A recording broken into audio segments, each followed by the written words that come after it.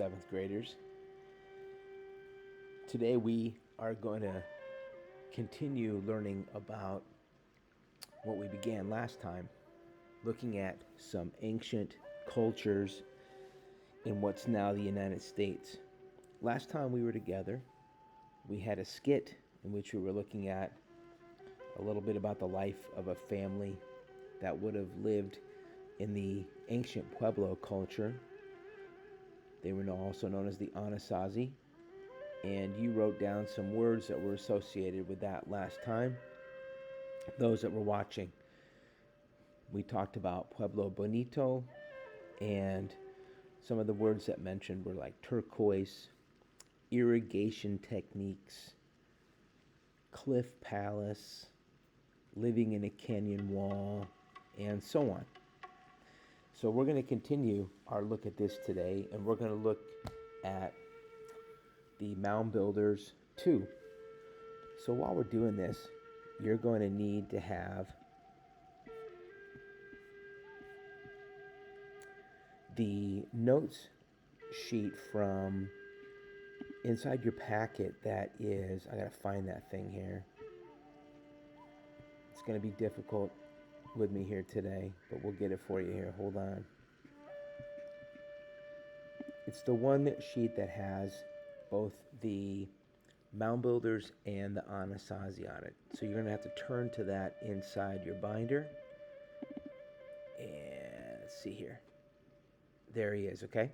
So you're going to need to have this ready to go today. And you're welcome to stop this video anytime to add some of the important information. Okay? All right, so we're starting here with the ancient Pueblo. Okay, let's get him going.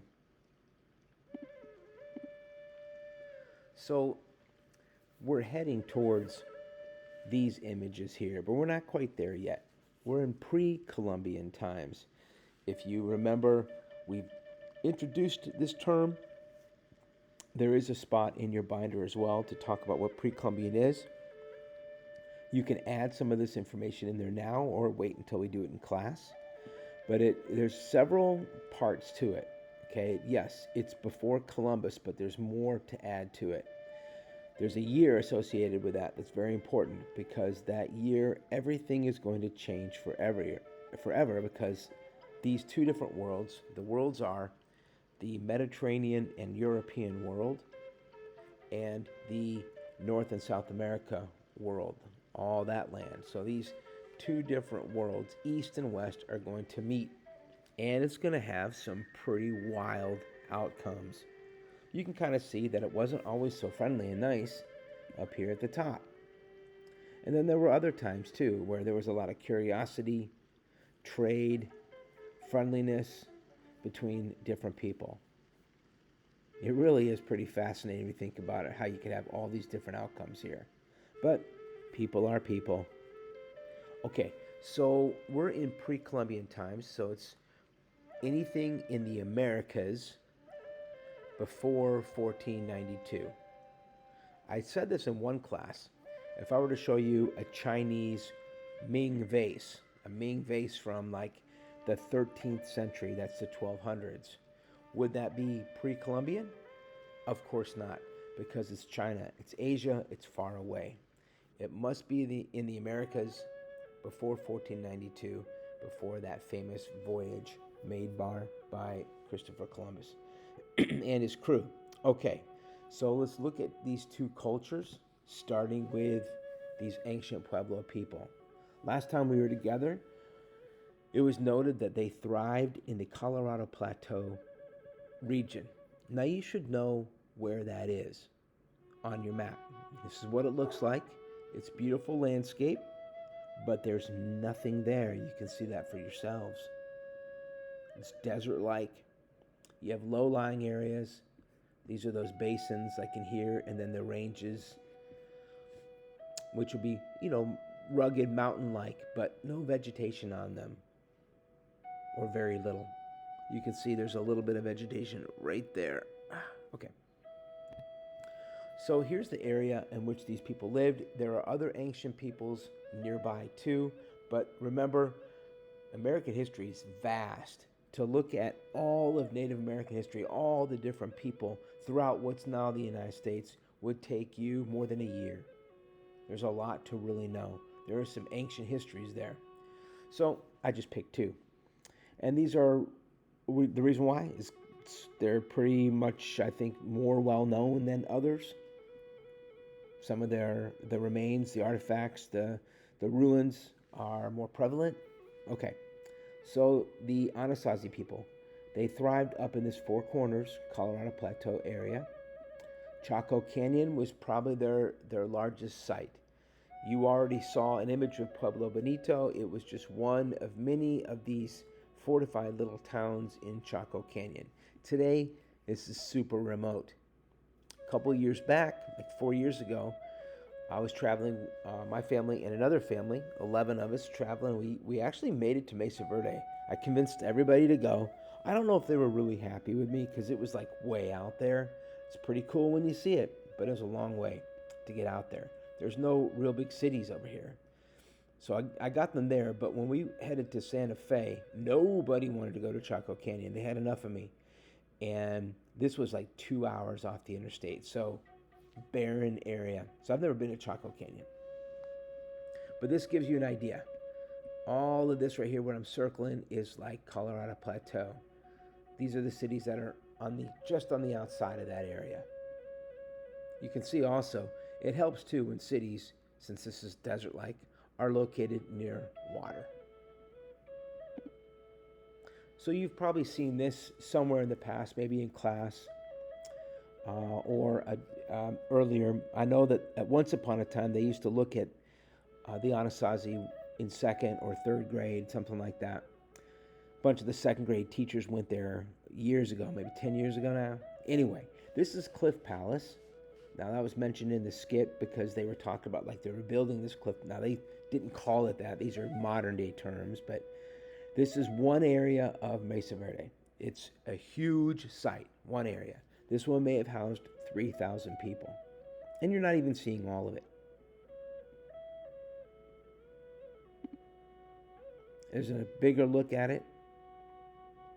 And I like this image because you can see the canyon going way down over here to the right. Along this wall, on the far side wall of the canyon, there were other structures too that people were living in, but this was the largest. And you're seeing ruins. It looked bigger and more impressive at one time. Up on top here, where you see all this scrub brush on top, there would have been farms. And this is off, this is not on the canyon floor, it is protected. It faces to the south, where the summer sun is going to be above them, and they're in the shade. And in the winter sun, because we're moving on our Earth's axis, the winter sun shines inside and warms it up.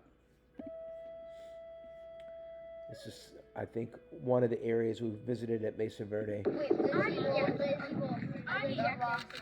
Yes, you can hear Augie's being called out by his sisters for something.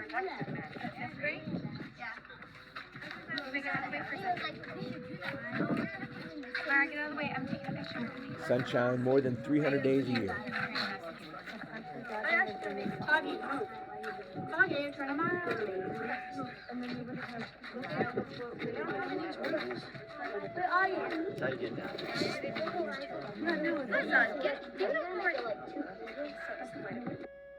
Normally, they let people down there, but we went during COVID, and for some reason, maybe they thought there was a lot of COVID down there or something. We were not allowed to go, which is a shame, because I'll probably never be in that area again.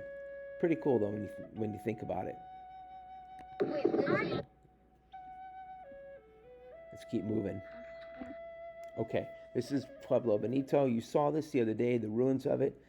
These were the kivas, those areas of special significance. I don't really understand, to be honest with you. It's something that these people apparently retained from when they used to live just in pit houses out there on the Colorado Plateau. Supposedly that is what it looked like in all its glory. There may have been more greenery around there. I don't really know. It just seems so barren now. It was different back then because of their irrigation techniques, and you can kind of see an idea that somebody has here of these walled in fields.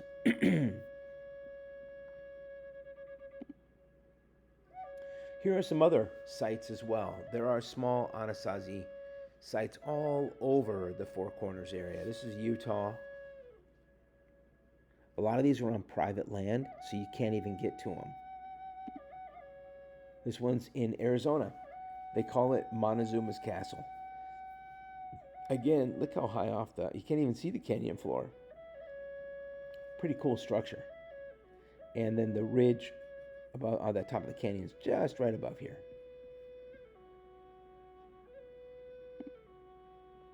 So with the technology we have today, the advanced satellites and imagery and cameras that we have been able to see some of the other things that the Anasazi people left behind, like their roads. This is a modern day, probably dirt road right here. And hopefully you can see the arrow. Kind of like this little triangle right here. But off to the side, you can see some faint lines. These faint lines are what's left of Anasazi roads. How do we know? Well, all these little green dots along here would be things left behind, maybe like a broken pottery, something that somebody threw away. Garbage really can be an archaeologist's best friend.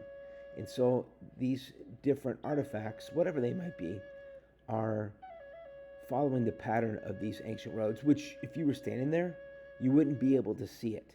We can only see it with the use of satellite technology, because it's been a long time since anybody was using those roads.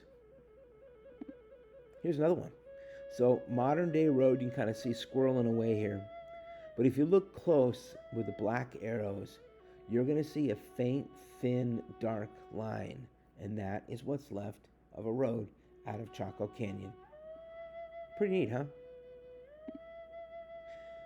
Something else that the ancient Pueblo are remembered for is the rock art, petroglyphs. This is a famous area. You're not even really allowed to get near it because people were kind of vandalizing it with graffiti. You can kind of see up here, people were inscribing their names to somebody back in 1954. But the images on here span several different groups of people. They go back to 1,000 years plus with the Anasazi, and you can definitely see that with a lot of their imagery on here, which is kind of mysterious.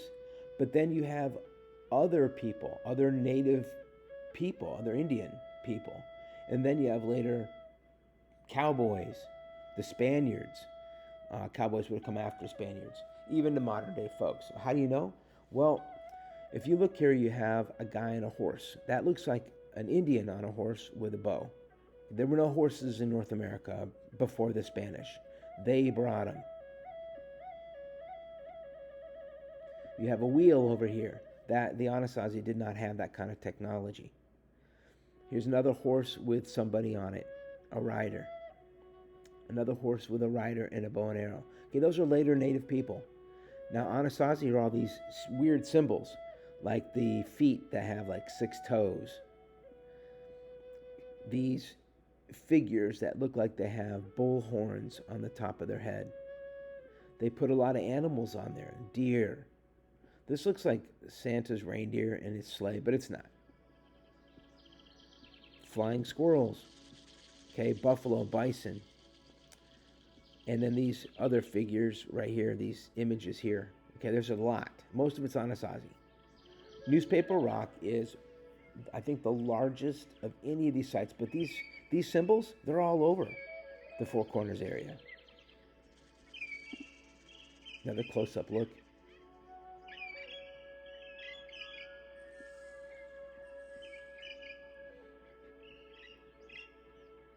Why is this person's toes so weird and long and 6? I don't know.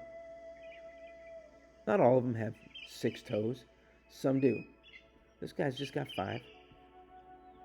He has 6. Up here in the top right. Okay, at this time I'm going to pause the video so that you can take a moment to fill in information for the ancient Pueblo on your note sheet in your binder.